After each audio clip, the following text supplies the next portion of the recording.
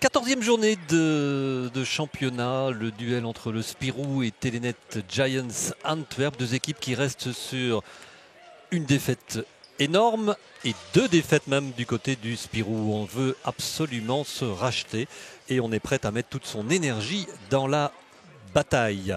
Et c'est bien ce qui va se passer pendant l'ensemble de cette première période avec énormément d'énergie. Et voilà, on est parti avec énormément d'énergie défensive, mais malgré tout quelques beaux paniers offensivement, notamment avec déjà Ismaël Bako. Le Spirou va réagir, il va réagir surtout par sa petite merveille Matt Meubley, qui va être inarrêtable pendant l'ensemble de cette première période. De l'autre côté, on joue de temps en temps la transition, on marquera 8 points en transition lors de la première période. Mais on ne parviendra pas à se détacher du côté d'Anvers puisque Meubley continue à arroser. Il mettra donc, je vous l'ai dit, 16 unités. Le score évolue lentement, très longtemps à l'avantage d'Anvers, qui a pris la tête après 4-2 et qui va virer à la mi-temps avec 2 petits points d'avance sur le score de 27-29.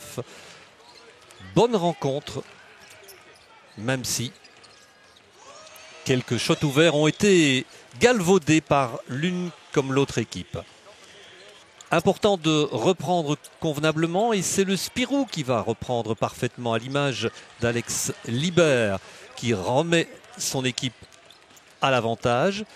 Une équipe qui, avec notamment ce shot de Axel Hervel, va même compter 7 unités d'avance, 37-30, avant que Paris Lee bénéficie de ce shot ouvert. Ce sont les premiers points de Paris Lee qui va faire une excellente deuxième période dans la création. Parce que cette création, elle amène un rebond offensif, notamment, et dans les shots, parce que les shots ouverts qu'il aura, il va les mettre. Résultat, Anvers revient très vite et on continue ce coude à coude jusqu'à la 30e minute où il y a de nouveau 2 points d'avance en faveur d'Anvers. Il reste 10 minutes à jouer. Alex Libert continue à shotter à 3 points. Le Spirou entame même les 5 dernières minutes en tête avec ce nouveau panier à distance. Et puis, curieusement, dans les 5 dernières minutes, le Spirou va être complètement à faune. Plus que 2 points marqués, 16 encaissés. Ça va être la Bérésina pour les Carolos face à une équipe d'Anvers qui collectivement a montré une force très convaincante.